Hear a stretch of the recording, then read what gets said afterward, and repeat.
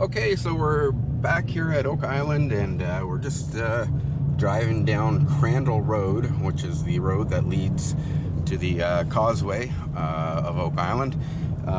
We're just going to park up here and take a walk down and see what's going on. We'll see you there. Alright, so we're just approaching the causeway. There's where the little gift shop is. It's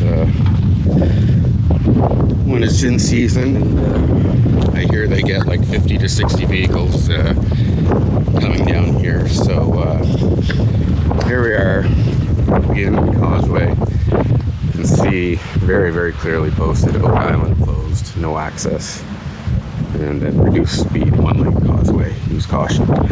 So I'm just going to take a walk down this causeway here.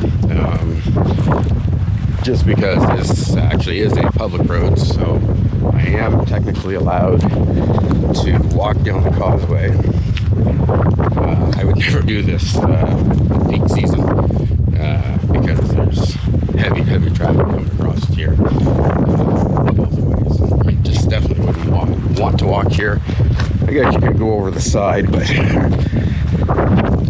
who really wants to? So we're just going to come up here to the I don't know if you can see way ahead there, but just on the left-hand side, at the end of the causeway, is their gatehouse. So there's a security post, and at that point, it is private property, and so if you come through there, they'll turn you around. Otherwise, they log in everybody in and out. So yeah, look, it's really it's mid-November, and it's about, I'd say, 3 or 4 degrees, 4 or 5 degrees here right now, with a good 20-30 kilometer wind blowing. See from here, or I can see, I'm not sure how great the GoPro is at seeing this, but the parking lot is empty. There might be a couple trucks. I see a truck right there. I think they always have people on site. So what we're going to do now, despite the wind, an issue, is we're going to take a look at Oak Island live for the last time this season anyway. I'm pretty sure it'll all be packed up, but we're going to take a look at all the work sites, see if anything's changed very much, and to see if there were any new work sites. Usually we can tell if the dirt is freshly turned or whatever. But yeah, we're gonna see if they have any new work sites. We're gonna definitely check on that work site we were talking about in our last video, the new Careless Walk. So I'm really excited to see what's going on and how they have her packed up. Even just kind of taking a look at how they have things and what they kept and whatnot is going to be a very, very definite indication of whether there'll be another season next year. From my knowledge and everything I know, my inside sources, I am very, very confident that there will be a season 13.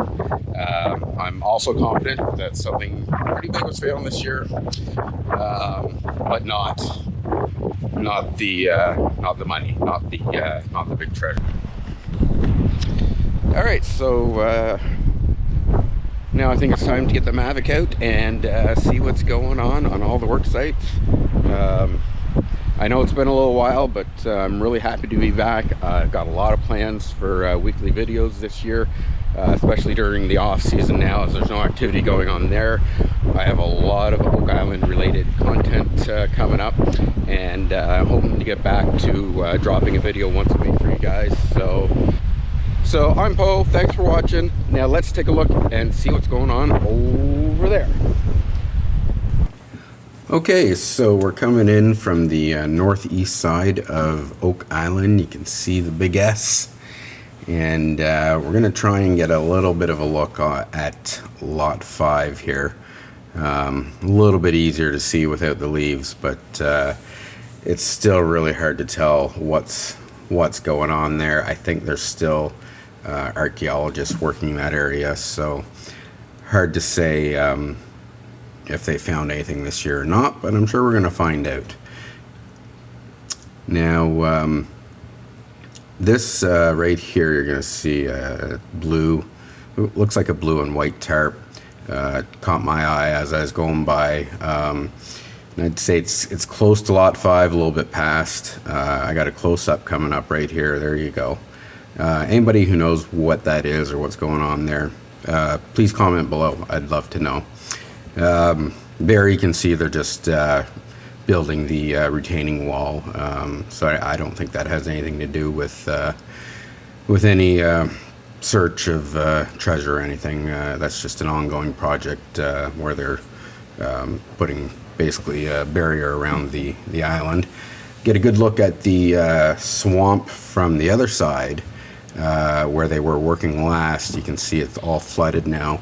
A little bit of a close-up there. They've got quite a bit of water. It's kind of a mess there, but there was a serious amount of interest in that, as you guys saw in my last video. They were filming on that location.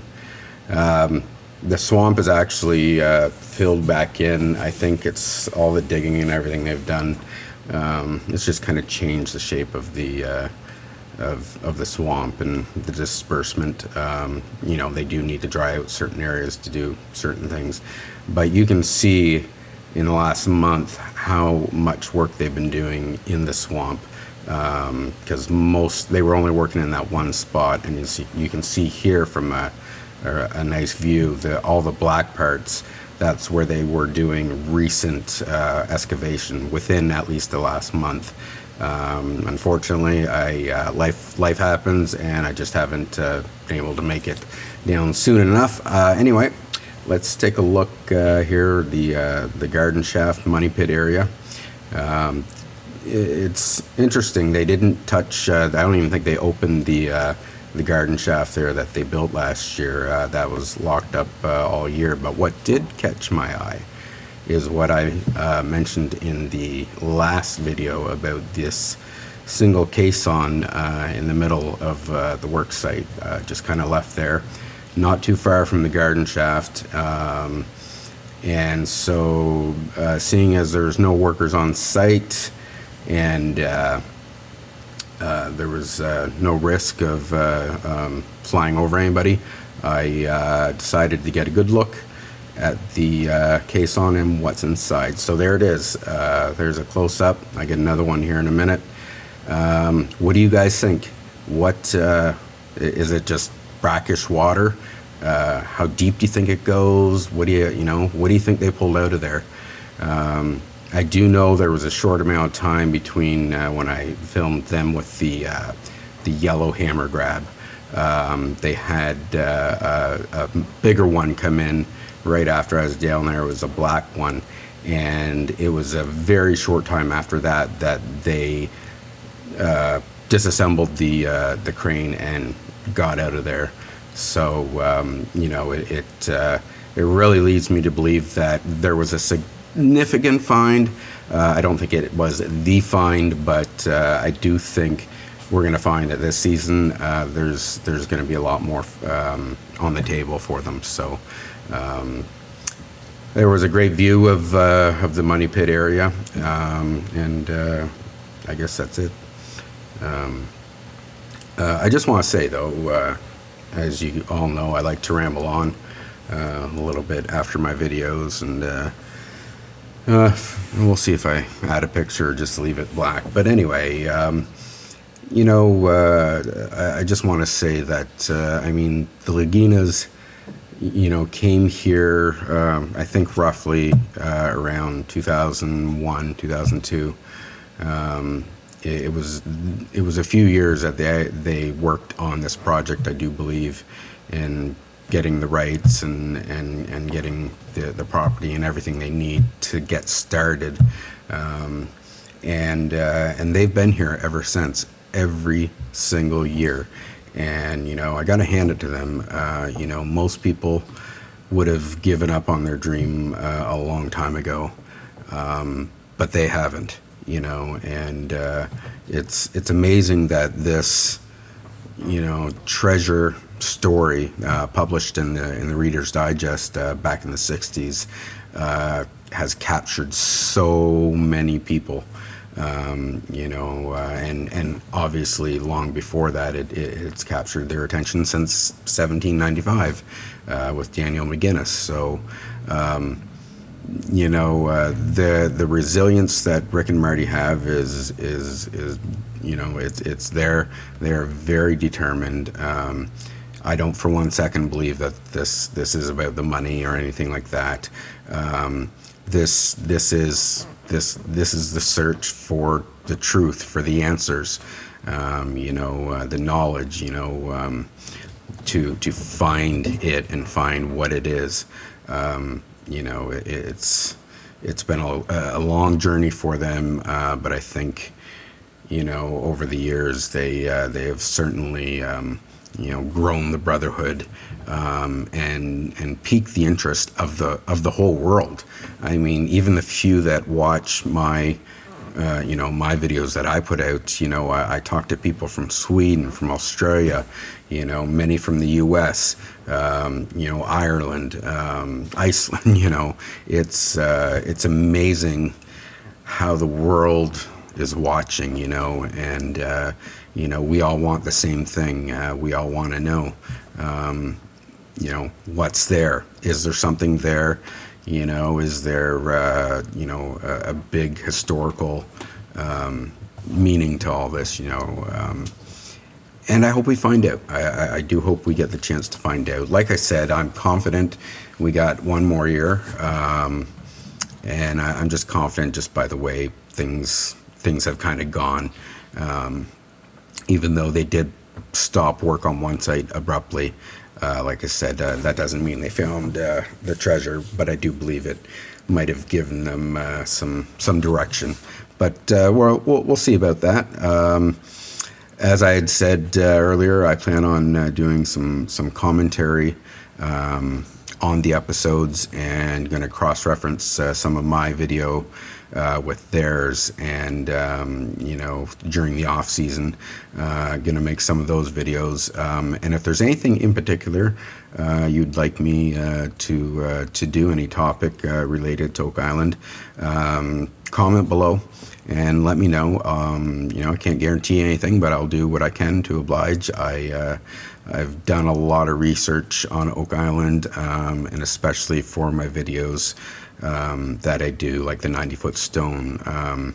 I did in-depth research on that, but as well, I had a lot of help from you guys, pointing me in the right direction. So, I just want to say to everybody, thank you so much for watching my channel. I really appreciate it. I love doing it. I know I say that all the time, but I absolutely do. And it gives me meaning in life, doing something I love doing, just like drumming, like I mentioned a while back.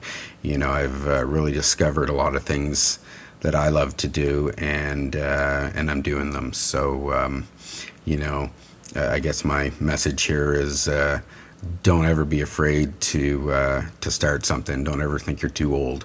You're not. It's never too late to start anything. Well, I guess, there's that's about it. I got one more thing, and I just want to say, I'm a dad. I have 4 wonderful kids, and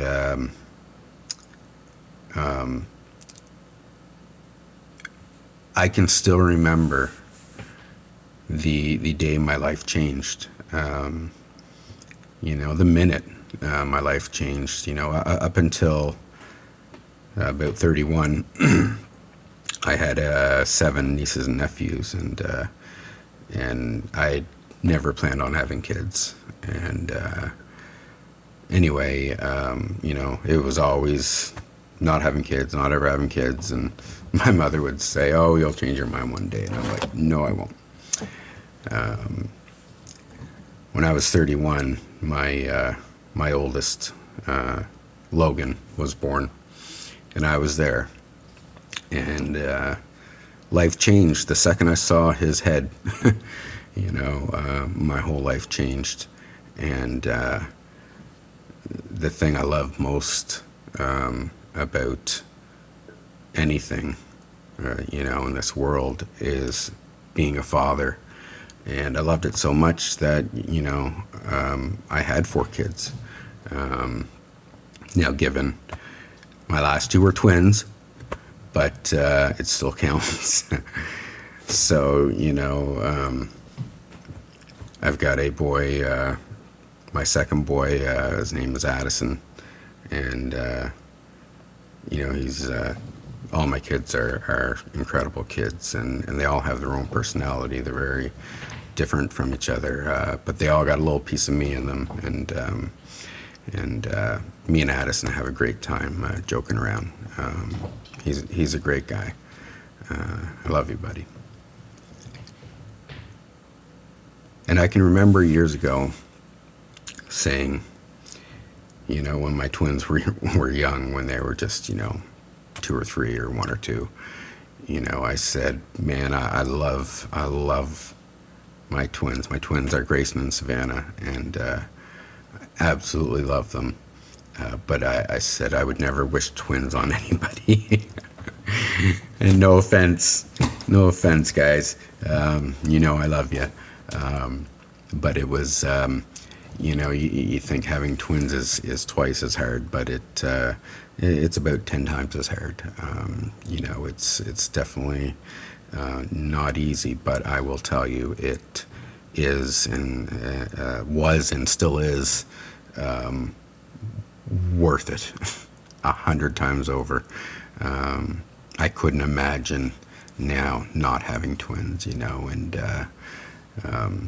anyway, I just I wanted to go on a little bit about my children because I am a proud dad, and I don't get to tell many people that often. And I have an audience that, if you're still listening, is engaged with me, and I guess wants to hear what I have to say. So yeah, today's rant was really, it was really from my heart. I'm telling you what I love the most, and what I love is being a dad. I'm Poe. I hope you guys have a great night, and I'll see you next week in another video. Take care.